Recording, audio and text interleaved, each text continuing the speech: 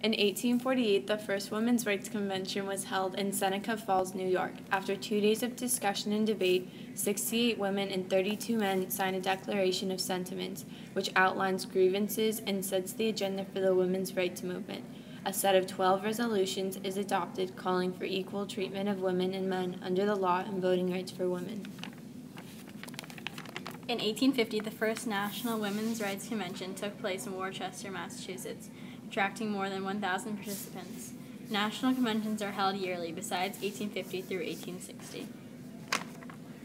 In 1869, two members of the Women's Suffrage Association, Susan B. Anthony and Elizabeth Cady Stanton, achieved voting rights for women by means of a congressional amendment to the Constitution.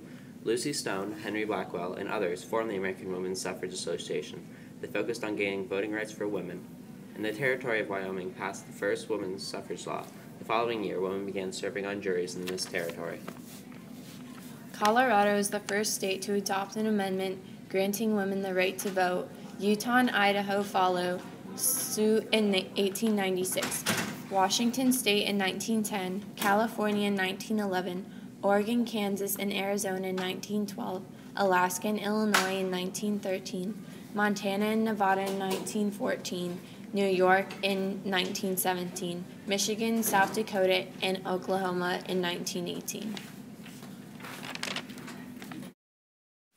In 1919, the Federal Women's Suffrage Amendment, originally written by Susan B. Anthony and introduced to Congress in 1878, is passed by the House of Representatives and the Senate.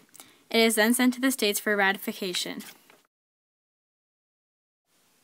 In 1920, the Women's Bureau of the Department of Labor is formed to collect information about women in the workforce and safeguard working conditions for women.